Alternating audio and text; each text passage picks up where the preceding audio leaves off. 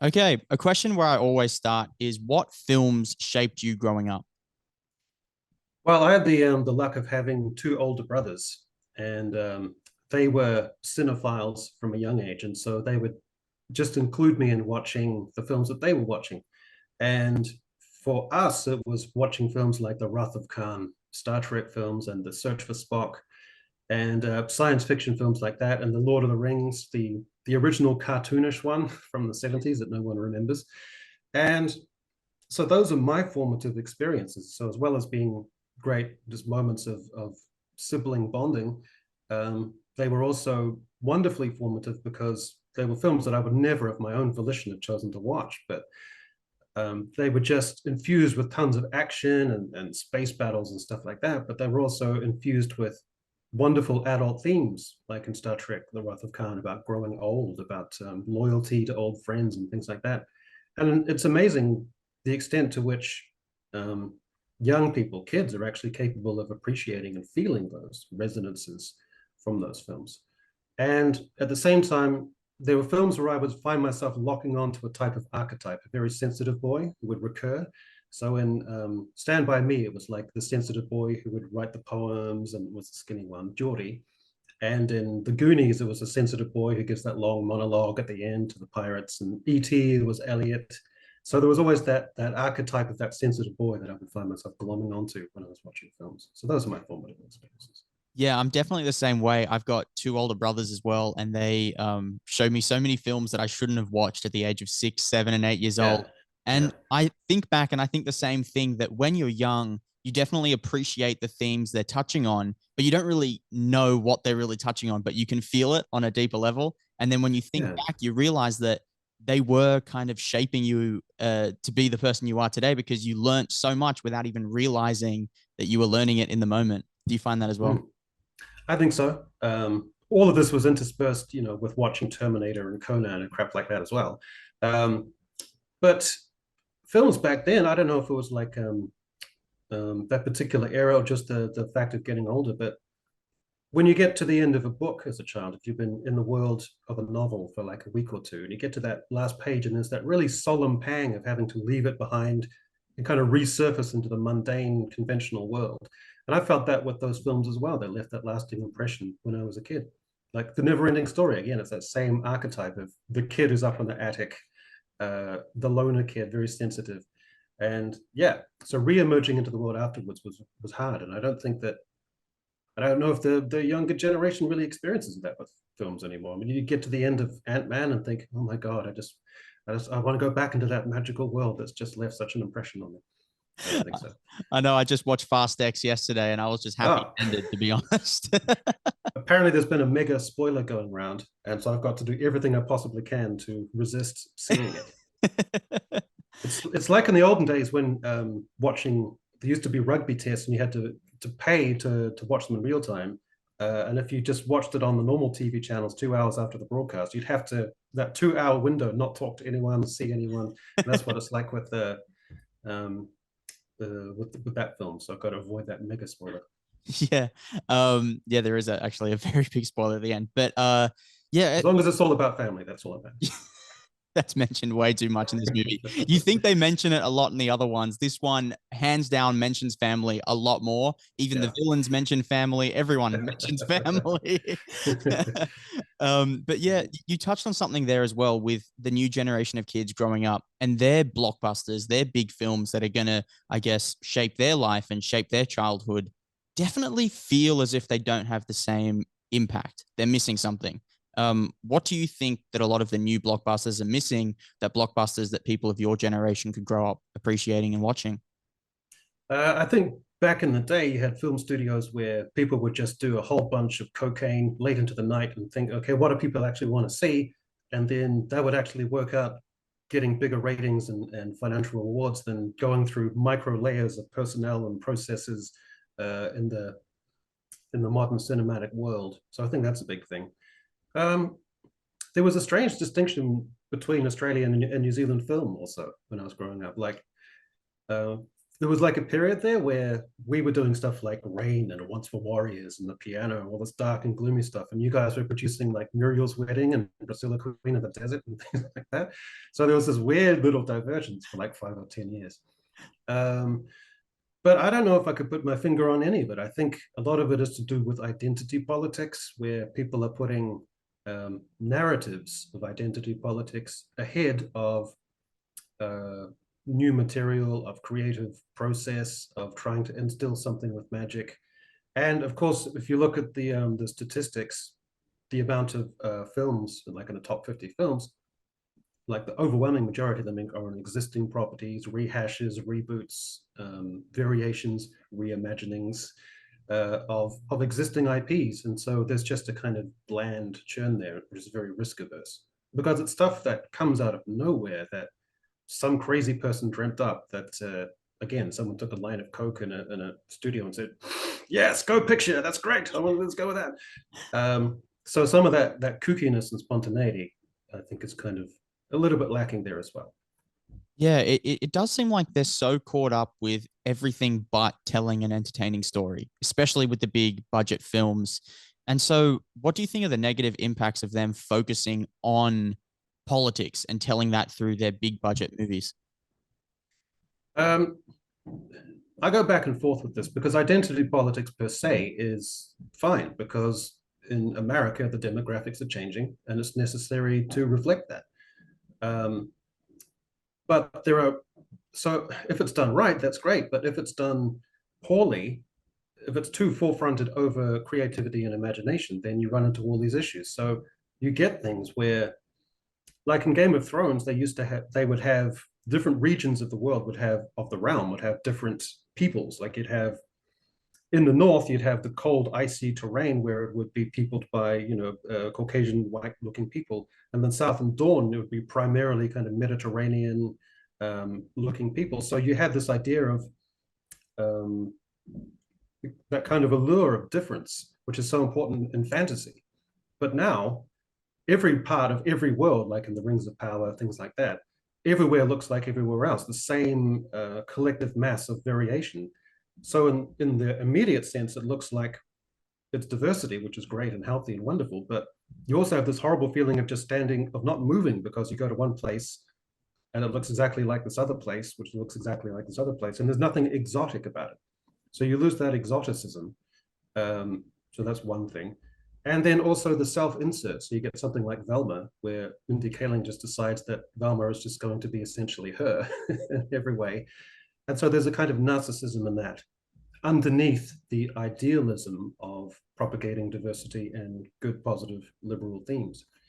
So I've come at this from a slightly different angle because you have groups like EFAP and things like that online. And they tend to be those groups and clusters, that ecosystem tends to be kind of almost like libertarian or right-leaning. And I come from the perspective of being someone who's fundamentally liberal, who gets frustrated with the indulgent, narcissistic, flaky excesses of liberalism that find their way into Hollywood and become disproportionate. So that's kind of my wheelhouse. Yeah, I'm so similar because like the way I grew up as well was quite liberal. I was thinking about many issues, and my parents taught me about all sorts of stuff, and it was all about trying to get diversity and trying to create equality in the world. Yet now it definitely seems as if there's a push that's not really like from the left, especially in film, that feels as if it's not even pushing for equality. It's not even pushing for the things that that people who were more left, I guess, were standing on a few years ago and were trying to push for a few years ago. Now it seems like a real shift for power almost. And I talked to Baggage Claim about this on the podcast, and she was Yeah. saying that like the way they're doing female characters now, it's not about trying to create female empowerment. It's trying to put them above men and trying to get revenge on men. Do you feel that as well? Um, yeah, it's another thing that I'm taking a long time to explore because I did a video about one aspect of that, which I think is quite negative, is you get these big main characters like Galadriel or Rey Skywalker or Captain Marvel, where there's this really strange sexlessness. It's very asexual. There's no sensuality, romance, and I think at some level the point behind that is that by entering into the natural, obvious equality of the battleground of a relationship, you have to be compromised in some way. And I think these writers don't want to allow that idea of of these strong female characters being compromised. So they've edited out this idea of sensuality, sexuality, anything like that at all, which feels weird because the original Lord of the Rings, Arwen, very sensual, very romantic, very beautiful. That's part of the story, and it makes you feel strongly for the characters. You want to root for them. And the other problem is you have people want to see a narrative arc. They want to see their characters start off as flawed, as weak, as naive, as callow. And then they want to see them make mistakes, find a mentor, gradually make their way up, and then emerge into their fully idealized self. But that doesn't happen either, because right from the get-go in all these films and products and streaming shows, they're already empowered and brilliant and fantastic and stunning from the beginning, and they don't need mentors, or not to any great extent. And so it's boring because you don't have that natural narrative arc, which is the basic hero's journey, which has been the underpinning of storytelling for about, I don't know, about 2,000 years or so. Yeah. I know. I think the same thing. It's so hard to empathize with characters and to actually align yourself with the character watching a film, because so many of them now are starting off perfect. You know, you're watching them from the beginning. No one can tell them what to do. They know more. Rey knows more than Luke. You know, who cares about his experience? That's unimportant. She was born great. She taught herself, and she taught herself better than people who with experience can teach you. And it just doesn't make sense. And I feel like it's sending such a bad message to young people, especially, to think that like wisdom means nothing, and that experience doesn't really matter, and that experience can't teach you anything because out with the old, in with the new. And that's why I love the movie Top Gun Maverick, because it showed that someone with experience can still tell you what to do and still knows more than you. And you should listen to your elders.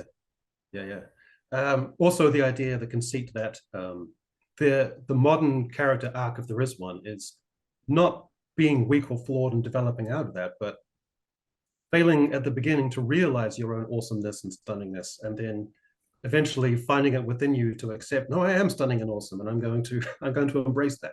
So that's the character arc now. God damn it. I know. We all just need to embrace our inner awesomeness and just be a complete narcissist. Because that really reflects the modern world. Like if you've got job interviews or whatever, and you say, well, it's not, my fault that I'm not getting these jobs. It's that I've failed to embrace how stunning and awesome I actually are. And once I do that, people will hire me. That's how the real world works. I know. Even my girlfriend, she runs a dance studio, and she has had an employee say to her that, like, you guys just aren't accommodating for me enough. I'm just going through some tough times, and you can't expect me to show up for every shift. And it's like, hang on, that's not how a job works. And then she asked for a pay raise as well. Oh my God. Yeah. Tell her to start her own business with this other person and see how that goes. Exactly. You can't take a mental health day if it's your own business. Exactly. And I heard the Critical Drinker touch on in a different podcast how, in a way, it stems from the writing, because a lot of the writers nowadays, they're not living life. They're not coming from these crazy backgrounds, how writers used to. Maybe they went to war in Vietnam. Maybe they were homeless. Like, who knows? Whereas a lot of writers now, like if you research them, people writing for Marvel, these young 30-year-olds, are just college graduates and came from parents who were in the industry or had a lot of money to send them to college. And so in a way, all they had to do is embrace their own awesomeness, and now they're writing for Marvel. Do you think it stems from the writing as well? To develop on that point, that has more ramifications or implications societally. Like the heyday of American politics was probably the 50s and 60s, the most cohesive. And the reason behind that was because all the politicians argued in like Congress and the Senate, but deep down, they all shared the war. They'd all been through that. So all the bullshit just paled in comparison to that overarching thing that would make them behave like gentlemen, because they'd seen a bigger picture and been through bigger things. And writers in Hollywood in the 40s or 50s, they were wild party animals and alcoholics, and they'd been through some shit. So yeah, if you're just going through, if you live your life in California, society that you see every day walking down the streets is multicultural. 20% of the people that you're around are LGBT identifying with. That's your social milieu. And if you're just going straight through the college system into the entertainment system and not gathering enough experience or life experience, and I guess it does get easy to just kind of default into wanting to replicate that social milieu on the screen. And the interesting thing I saw the other day that I think in America about 6% identify as LGBT, but on-screen Hollywood characters in Hollywood films and streaming shows, it's 12% representation on the screen. So it's actually slightly overrepresented, which is an interesting thing. So again, I have to go back to the point that I'm all about diversity and inclusivity, and I love empowerment and people realizing their ultimate identity. That's not the point. The point is proportionality and the ways in which these things are depicted. And I think things have just got a bit indulgent. Yeah, like what they've done with the academy as well, putting in those quotas saying that you have to have X percentage Yeah. of these people and Y percentage of this. When in Mm. reality, if you're watching a movie about a bunch of Vikings, I don't expect to see many Asians. You know, I'm not Yeah. expecting that.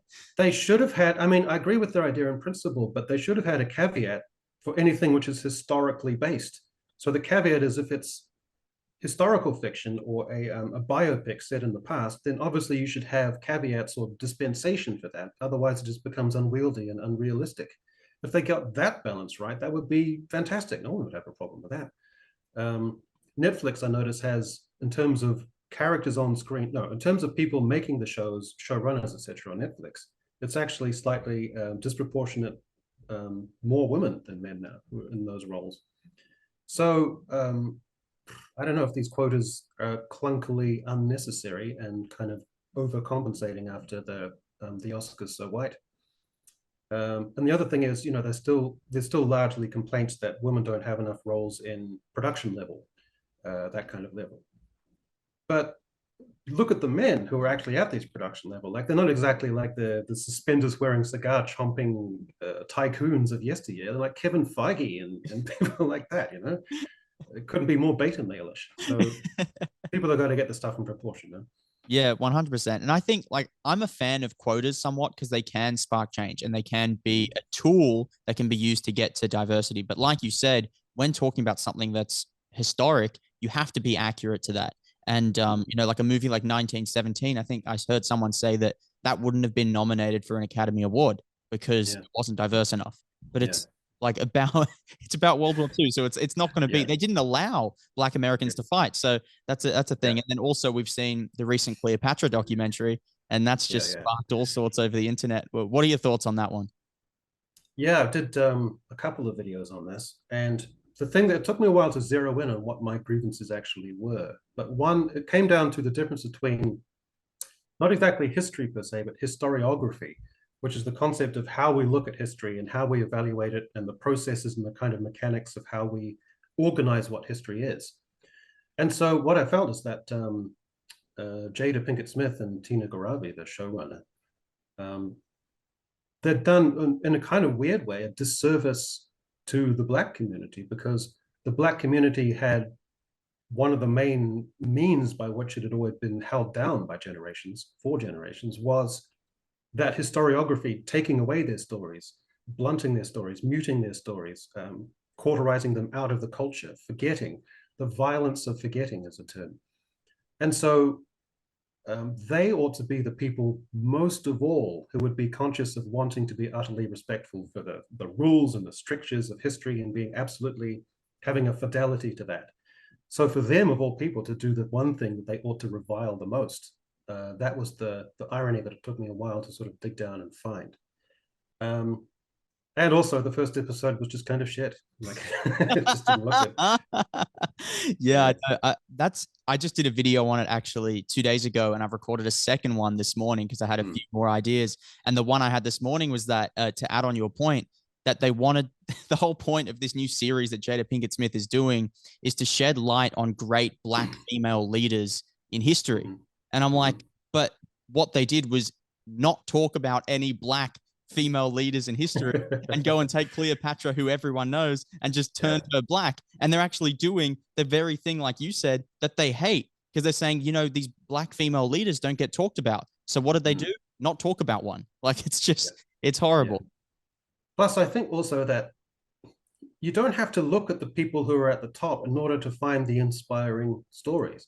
Like in Black culture, the ones that interest me the most are the ones who could move with facility within the constraints of the society they're in, and to be able to navigate that and find purpose and find ways to uphold and showcase and strengthen the community around them and the people around them. So not necessarily being at the top, but moving with facility in the culture you're in and the circumstances that are constrained that they are. Those are stories that are equally as inspiring and fascinating to me, and I hope are more fascinating to others. I'd rather hear all day about Harriet Tubman, like a million times over. Yeah. That's more interesting to me than Cleopatra. Yeah, exactly. Race aside, you know. Exactly. Like Malcolm X, he came up in an area where he shouldn't have succeeded in any way and he went down the wrong path, and it's a much Mm-hmm. more like deep story, and it's much more Yeah. intellectual, and you can empathize with that no matter where you're from. And that should be Mm-hmm. what they're looking to push through with stories, in my opinion, is tell stories that everyone can gain, I guess, a different perspective from and can empathize with and understand. But it feels like now a lot of movies and documentaries and shows that we're seeing now is all about these people are bad. Let's attack them. Let's talk about all the problems, not allow you to empathize with this character because you suck, you're Mm-hmm. bad. And we're not going to offer any solutions because it's not our job Mm-hmm. to. So like that's Yeah. how it sort of comes across to me. Yeah, I want to see a biopic about James Baldwin, the writer who was in his heyday in the 50s and 60s. This very delicate, gay black writer and speech maker, um, who was navigating for himself in real time where he lay in his own culture, trying to bridge two different cultures. And so there's a whole biopic waiting there. Don't fuck around with Cleopatra. Yeah, exactly. Exactly. They've God told damn it. so many stories about Cleopatra already. And like you said there with James Baldwin, that's a really good example actually, because that is someone who you would expect the way Hollywood's moving now, that would be someone they It's want to every make a box. biopic about. Yeah, He then every goes to box. France and then he's in a different Mm-hmm. country as well. Like it's so interesting. 100%. Like they Yeah, could for sure 100%. do something great with that. And Yeah. yeah, Don't so put Will Smith in there. yeah, 100%. And you were talking actually earlier, you were saying that you balance a lot of your time between different creative stuff like music and writing. So are you a writer as well? Yeah, I'm a novelist, and just got happy. Just the publisher sent, sure we can see that, a copy of my new novel, um, just in the post today. So it's quite a remarkable thing to open up a package and something which has been so abstract in your head for 2 or 3 years, you can actually hold and smell. My God, oh, this is the most beautiful aroma in the whole world. That, and so yeah, so that novel's coming out shortly, and otherwise I'm writing for the Spectator or the Daily Beast and things like that, and just kind of keep my mind is always active and humming with thoughts and ideas and approaches. And if some of the scripts from my YouTube videos bear a somewhat striking resemblance to the scripts of some of my articles, that's maybe that's not the question we need to be asking. So what sparked you to start your YouTube channel from being a novelist and then deciding to talk about media and entertainment and some sort of politics and philosophy as well? Well, I just thought you could do the lovely double up. If I'm creating all this material and articles and stuff, then why not try and repurpose it to a degree and start faffing around with editing software and stuff. And then I think there was just a moment where I was watching Vikings Valhalla, where they had a black woman playing an 11th century Danish Viking noblewoman, and just the how ludicrously incongruous it was. Uh, that sort of prompted me to do a video, and that was my first big one that got like 80,000 views. And then I just started tiptoeing further into examining Hollywood, and I kind of had to educate myself because I didn't know much about the studio system. Who the studio heads are, my Kathleen Kennedys and Feige's and the Igers and stuff. And then out of the blue, you get the critical drinker wants to follow you on Twitter, and then things kind of go from there, and you think, oh, maybe I am onto something here. But it's taken a while. It takes a long time to evolve on YouTube, to find your voice and that kind of thing, to sort of balance satire with academic stuff. And sometimes I still have a video which will just bomb and get no views at all, and then the next one will be large, and there's no kind of rhyme or reason to it. But it's just fun being out there, because with an article, it's kind of a bit static. You can't really gauge how it's being reacted to. But if you're out there on YouTube and the culture, it's more vibrant and it's more dynamic. So I like being out there too. Yeah, definitely. You can definitely get more of a sense of what the audience is thinking and what the people are thinking. Because when you read a lot of Mm. the news, a lot of that's filtered. When you see a lot of the the big interviews and stuff with the big name actors and directors and stuff, that's all edited, that's all filtered. They know what not to Yeah. ask and stuff like that. So yeah, that's what Yeah. I've found. Yeah, that's what I found with my YouTube channel as well. And you're navigating a space with your YouTube channel that I guess I take a lot of inspiration from too, because you balance politics and society and culture with film really, really well. So what was your process of growing on YouTube? How long did it take for you to really start to do well? Let me think. So it took about half a year, I think, of mucking around. I can't think there was any particular point. I think doing Velma was a big one because I was just so like the critical drinker talked about doing a video where he just got so drunk and was slurring his words and just put it out. And for some reason that just clicked with people. And I think a lot of YouTubers will just get to a point where like just clawing the air in frustration at something weird or stupid. And that comes out as an authenticity on the screen. So with Velma, it was just so preposterous that I just started ladling into it at a million miles an hour. And that authenticity comes across, I think. And then, yeah, you just sort of keep digging in and keep producing it. And it's funny today, like the modern culture, you sometimes think, well, what am I gonna do this week? It seems pretty quiet. But then almost like clang, there's the next thing, which is absurd and stupid. It's like being in London during the Blitz, where there's like a quiet day, and then suddenly the air raid sirens go off, and there's more bullshit to contend with. It never stops. So there's always that. There's always something coming down the pipeline. So there's no shortage of material. I know that was me at the start of this week. Actually, I was really lost as to what video I was going to make because I knew I was going to do a Fast 10 review on the Thursday, but I knew at the start of the week I wanted to make a video. I had no idea, and then all of a sudden I see all this stuff about Cleopatra. So I watched the first episode. That was enough for me. I did do a video on it, and I was just so angry with how bad it was that I woke up the next morning and I was like, geez, nearly 100,000 views overnight. Like I definitely that authenticity definitely comes across for sure. Yeah. I think there's a lot of us YouTubers who we used to have like this like baseline where we'd have to watch the whole series of something before commentating on it. But people are just jettisoning that and just going, okay, a couple of episodes, I get the gist. I'm going to share this with everyone and move on. Yeah. When it comes, I don't feel bad about it. Yeah, when it comes to an actual narrative story, I'm gonna watch the whole thing. But with this, I was like, yeah, one episode is ample time to get a bunch of stuff that I can just rip with this one. I was weird with the Mandalorian season 3. I did a really weird thing. I'm watching the first episode and then watching the last. I don't know why I did that, but it just I don't know, some kind of weird shit sandwich that I had to devour. So what's the future with your YouTube channel as well? Do you have a plan with where you want to take it, what you want to do with your channel? Well, it's that weird, interesting moment where you get to because it's a lot of it is mucking around, and you just want to make sure that you amuse yourself and get a few laughs out of yourself each time you do it, and you make a bit of money, a bit of pocket money. But then you kind of get to this interesting point where you think, well, hang on, like, could I do this sustainably? You keep asking yourself, what is the threshold for that? What is the baseline for that? I don't think I'm there yet. So I like having it as part of this kind of mosaic of stuff that I do. So I can be working on a novel in the very subdued, controlled, disciplined academic realm of that, and then start mucking around and make YouTube videos at a different pace, different dynamic.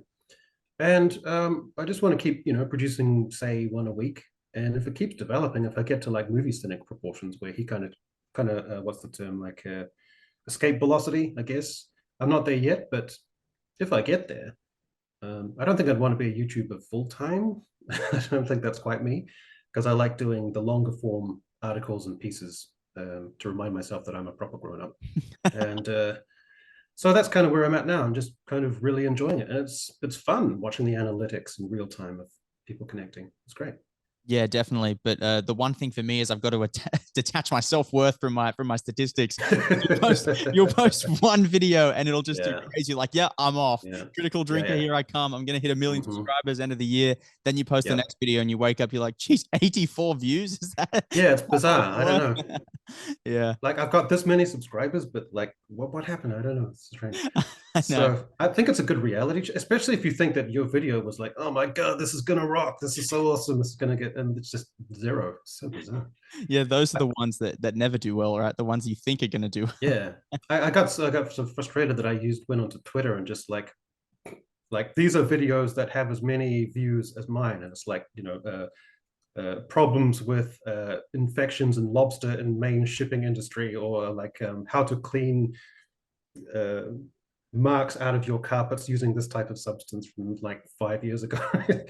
So I get kind of loopy like that. But I don't know, you just keep plowing on. What are the roles do you think YouTubers like you and Critical Drinker and Movie Cynic and Little Platoon as well play in the film industry in a way? Because you do play a role. You're sort of like the voice for a lot of audience members. You're the voice for a lot of people, and you're voicing a lot of the frustration that fans are seeing and are showing with these big budget films.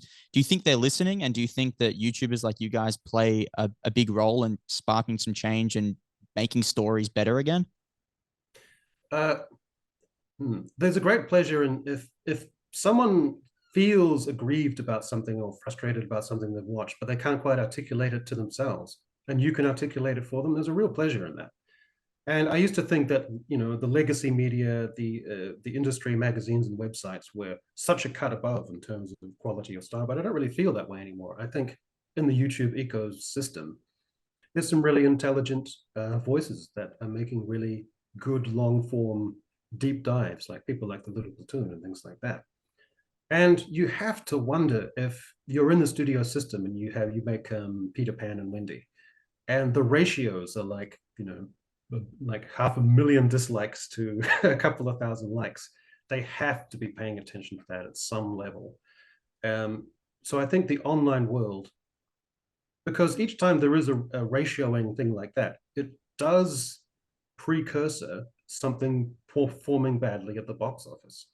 And I think we're part of being those precursors of looking at the Rings of Power months before it comes out and seeing, smelling bullshit. So the system, the studio system, I think, not to be self-aggrandizing, but actually ought to pay some attention to people like the Critical Drinker or Mauler or even Nerdrotic and things like that, because their prognostications tend to actually pan out, not only as something being poorly received, but also performing poorly at the box office. So I think it's in their interests, even if they just want to be purely functional and practical, to start paying attention to some of those narratives and voices out there. Yeah, I definitely agree. And it feels like right now they're pandering to a minority, but the minority just happens to be more vocal and they seem to have more of a chokehold on mainstream media. But for sure, more people are thinking like you, more people are thinking like Mauler. And they're the voice for what the average normal person is thinking when they watch movies. They just want to be entertained. You work a hard, long day doing whatever job you do. You don't want to spend your hard-earned money going to the cinema and being told how bad you are because you're a cisgender male and your daughter, who's 8 years old, needs to tell you how your life and your world is going to work from now on. Like, or the maker of Bros castigates you online for not going to see the show. So I don't know which way to go. Like, should I go see the thing or not see the thing? Like, what do you want me to do? Yeah, like the actress actually who played Cleopatra, she recently called Egyptians racist because they're looking to sue Netflix because they're suing Netflix over misrepresenting their own culture. And the actress said, they must feel so threatened by my skin tone. It's like, come on, like really? Yeah, But it's a weird one. Yeah, go ahead. it is. But on a more positive note, what filmmakers are you more optimistic about moving forward and for the rest of the year and the next few years to come? What filmmakers really catch your eye?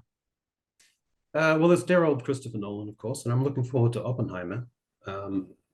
Because I think this is going to be, people often like criticize Chris Nolan for not being quite emotionally engaged enough, or his characters not having enough emotional depth. But this is the one film where I think that actually is going to suit it perfectly. Because Oppenheimer himself was a very emotionally remote and reserved person. And as the audience, you're going to be latching onto him to look for that emotional expression of what's going on in this tumultuous, gigantic, looming event. And the fact that he's inadequate emotionally and being able to give that to you as a viewer, I think is such an interesting tension. So I think this is going to be so good. This is going to be Nolan as I ideally envisage a Nolan film being.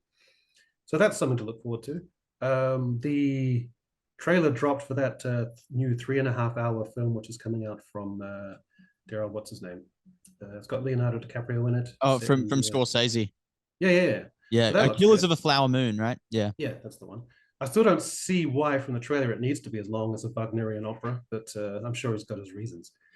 Um, who else is emerging that I really like? I don't know. I think a lot of the action directors who are very kinetic and very visceral, like the Russo brothers, I really liked. They made that one with, geez, I'm forgetting everyone's name. The guy who sells the jewelry in the jewelry district. Yeah, Guy. Uncut Gems That's the one. with Adam Sandler. Yeah. Yeah. So I like that kind of stuff. But otherwise, I couldn't point to anything I'm especially looking forward to. It's a little bit sad that it has to be these older legacy figures who are in their 60s and 70s and 80s that we have to look forward to for producing all this content. Like I did a video as well looking at how the likes of Spielberg and Al Pacino and Robert De Niro and Scorsese and all these fixtures and figures and Harrison Ford, they're getting so old now, and you're going to have this mass fading away in about 5 years of these titans of the industry. Mm-hmm. And so I hope that there's enough to replace them who are interesting and engaging. But I'm not exactly keeping my spirits and hopes up either. Yeah, I'm thinking the same thing with movie stars as well. Like someone like Tom Cruise, and like we're seeing with the reimagining of Indiana Jones, you see with Tom Cruise, like he's getting old. Like is he in his 60s? I think he is. He's in his early 60s. He's turning 60, yeah. Oh, and like Brad Pitt is turning 60, and yeah. so they're all getting on a bit. Yeah. It used to be that you would go to films to see Tom Cruise or to see Arnold Schwarzenegger. That was the point of seeing those films. The premise didn't matter too much because you were going to see those charismatic stars. And who has that draw now where you would go to films specifically because their name is on the marquee? Yeah, really, there isn't anyone. Like you get these billion-dollar movies like Spider-Man No Way Home, but would you call Tom Holland a Tom Cruise level star? Like, no way. No one watched Cherry. Like people are going to watch the characters, not the actors. They want to see that superhero, whatever iteration that it might be. Yeah, and it is sad because like we're seeing with Mission Impossible, that's going to come to a close soon, and they just keep making remakes and seventh and eighth movies of all these other franchises like Indiana Jones and stuff like that. And we're seeing a real lack of, you touched on it before, but a lack of original screenplays. And why do you think we're relying so heavily now on remakes, reboots, reimaginings, and not original screenplays? Because it's cost effective. They put the computations into the system and they go, it's a recognized property, it's a recognized name, it's got a built-in fan base. So if you race or gender swap the lead character, you can lazily use it as your own vehicle for identity politics by piggybacking on something which someone else dreamed up, someone else sweated over, that was built up over a generation with the fan base. And so it's so easy to just take that existing property because it's risk averse and has name recognition, and then just staple a bit of identity politics in it, shovel it out the door. Then you go through the same boring, exhausting process where there's ructions online about how it's identity politics and lazy and frustrating. Then you get a member of the cast who, for some bizarre reason, is sitting in his car with his phone saying, "You people are racist. How dare you do this to like this beloved member of my cast?" I have this weird conspiracy theory that on the lot of the studios, they have like a pre-prepared car chassis so it can look authentic. The guy just sits in there and pretends that he's like in real life, just doing it spontaneously. That's my thought. Yeah, you got your backlash revenge video planned. Yeah, they come in at 9:15. Oh, really, man? I got to skip breakfast for that. Yeah, we need to post that. I want you to dress down. Okay, get into the chassis. We've got all the cameras prepared. Yeah. Why did you brush your hair, Tom? We told you. You got to be one with the people. Don't show your wealth. The hair and makeup guy's role is to be in reverse and make you look more natural and just spontaneous. Yeah, it feels like a lot of these actors too are so detached from reality and are so out of like they just don't understand what real people are thinking, and they think that they're doing this massive service for the world, and it really comes across in a way as quite narcissistic, which is something me and Baggage Claim also touched on, was like this rise of narcissism in the actors to thinking that, you know, it's all about them. And if someone doesn't watch their movie, they must be a bigot or they must be this. And like, what do you think caused actors to stop almost being in tune and in sync with the public and being so detached from actual reality? Well, I think the studio system being quite permissive, uh, and being wary of social media backlashes, where social media is only made up by a small contingent or part of the population. And so I think that gave them kind of a permission structure where they could just say, I can express myself how I want. Uh, my stories matter. There's my stories in the wider sense of my community, but I think that's shrunk down or become analogous to my story matters, which is my personal story and my expression and understanding of the world. Uh, and I think as a consequence, you've also got, they don't know how to write male characters anymore. Um, I watched Rings of Power, and it was almost this strange absence of any sort of recognizable masculinity with masculine ironies, masculine ways of relating to people, masculine forms of agency, masculine ways of forming themselves into hierarchies, masculine ways of flirting or making a move. All of that was just so strangely absent. And you had this weird conflation of the genders, which I think is part of the point. It's because they see that as leveling or equalizing if they want to make the genders more interchangeable in some way. So that's a negative byproduct, and it's strange to watch. It's like Yeah. watching window mannequins coming to life or something. It's weird.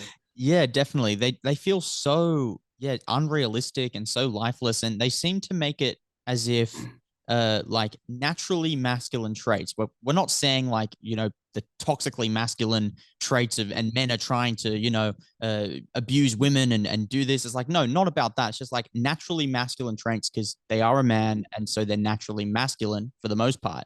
They're making that seem bad, and then with women, they're also not really making like naturally feminine traits seem good Uh-huh. either. It seems like they're doing the opposite of what they really wanted to achieve, right? Like they're not really empowering women because, like you've said in previous videos, like a lot of stuff that women naturally do, they're almost suppressing and saying that if you do those things that come so naturally to you as a woman, you're some sort of a second class citizen in a way.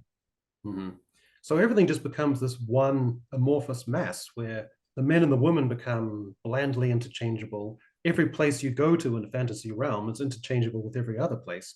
So there's no distinctions between anything. So in trying to make things unified or to bring in equity, all you've done is create this bland, soulless, weird nothingness, which I see on the screen more and more. So yeah, I don't know. So it's just endless fodder for making videos. Yeah, that's a good, that's a positive from it. I Uh, guess. do you try and combat it with your books? Like when you think of characters and you're writing, like what's your process with that?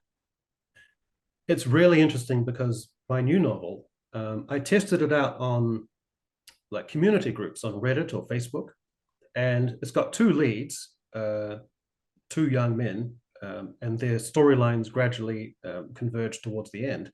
And one of the two co-leads is a young black man, a black social worker.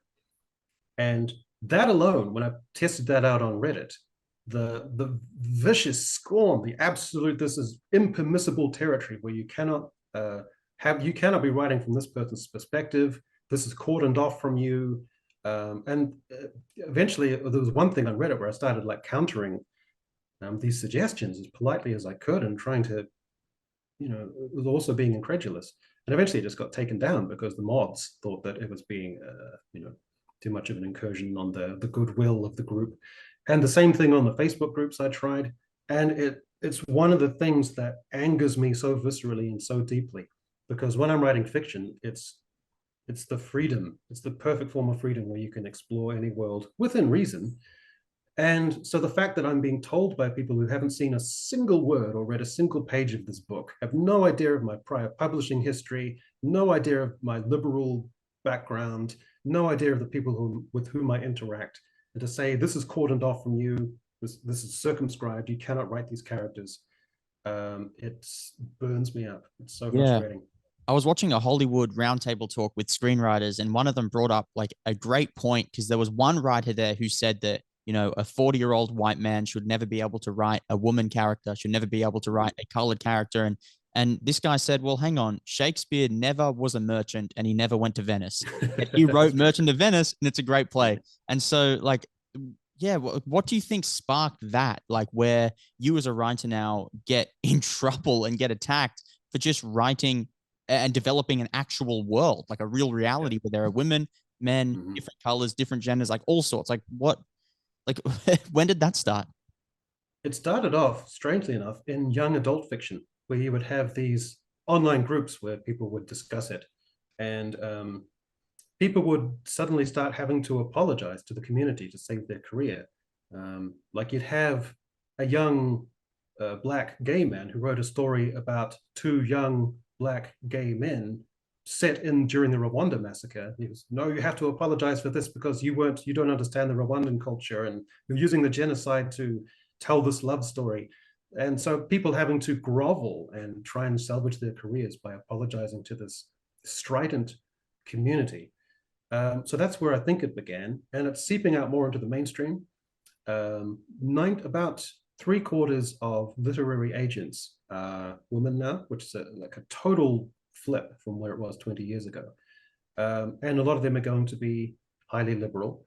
And so men's stories are becoming more circumscribed and they're less financially viable as well because men aren't reading books. And so if you go onto the typical bookshelves in a bookstore, you'll have about 3/4 of the books at least written by women. And so male stories are kind of getting shut down a little bit there, which is a shame because I'm old enough to remember when there was a time when books would be so hip, so cool that they would move out of the publishing world into the mainstream. If you were reading Fight Club, my God, if you had that in your knapsack at college, or if you're reading Train Spotting, or if you're reading, you know, cool books like that, that would be, or Less Than Zero, things like that. So cool and so hip, they would emerge out of the publishing industry into the cultural mainstream and be super cool. And those are gone now because dealing with those kind of visceral and intense themes, masculinity, even if it's like being ironically undermined by male authors, is still not good enough. And so we've got to this point now where I wanted to mention in my videos that with colorblind casting in Hollywood, I mean, what's to stop there being a film adaptation of Othello where Othello was black and Desdemona is also black? Because then you'd have everything be like, what's the point? Nothing means anything anymore. It's just a weird, crazy relativism. Yeah, I had a great comment on my Cleopatra video where they said John Wayne played Genghis Khan Yeah. in a biopic. They're like, well, might as well make him black now as well. That's right. But Yeah. as a writer as well of books, are you noticing a like less people are buying books now? Are you making like less profit from them? Like, how's the book industry working? Because I still read, but I know so many of my friends like they wouldn't even read one book during the week at all. Yeah. Yeah. Yeah. I think most people, most guys, I think would, if you really ask them, they would say, I don't really read maybe 1 or 2 books a year. I think it'd be pretty common. And it's kind of a chicken and an egg thing. Like with those other books I was saying before, if there's books that are really dynamic and exciting, Atomized by Mikhail Houellebecq or Extremely Loud and Incredibly Close, books like that, which capture the zeitgeist. If there are those books coming out, then you'll have tons of cool mainstream readers get back involved in publishing and reading. But right now, I find the publishing industry is very conventional, very risk averse, kind of a little bit up its own ass. Um, so it's the chicken or egg thing. I think if you have those writers coming through, and I think it will, these things go in circles and roundabouts, and I'm sure you'll get. Used to have literary circles like the Algonquin Circle and groups like that, where 7 or 8 super cool people would meet every once in a while, or the Bloomsbury Group and things like that. I don't know if those cool circles exist anymore. Mm. And as a writer as well, when you comment on films, would you ever think of having a book of yours made into a movie and like a cinematic adaptation? And do you think that they maybe wouldn't do that due to you making YouTube videos? Yeah, I think one studio people would take one look at my book and its premise and think, like if I was doing a literal elevator pitch, the studio guy would probably like just get out of the next floor. Yeah, But yeah, but who so knows? on a more like to finish off the episode on a more like personal question, as Mhm. someone who wants to get into writing myself, how do you balance the time between your writing and the YouTube videos, and what's your, I guess, work process? Um, Writing a novel that requires broad swaths of time. You can't fit it like in an hour in between other things where your mind is in there. You have to be willing to accept that I'm going to not have much money. Uh, this is going to cost me a lot of social interaction. And you have to absolutely be so passionately involved in the thing that you're doing and the premise that you have. It has to reside within you and always be like this kind of presence there.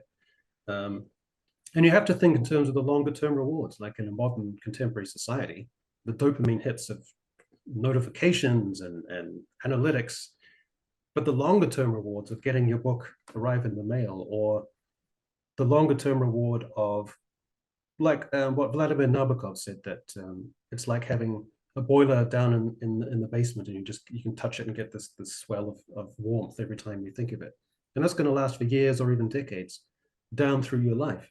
So if you're willing to make those broad swaths of time at the front end because you're tantalized by the reward of those longer term, lifelong rewards, then that's it. And I'd also suggest make playlists of music that resonate with you, that create this oral kind of patchwork that resonates with the story, and do that and have that going. It could be classical music, it could be music which is contemporary to the story where it's set, and you put all those elements together and hope for the best.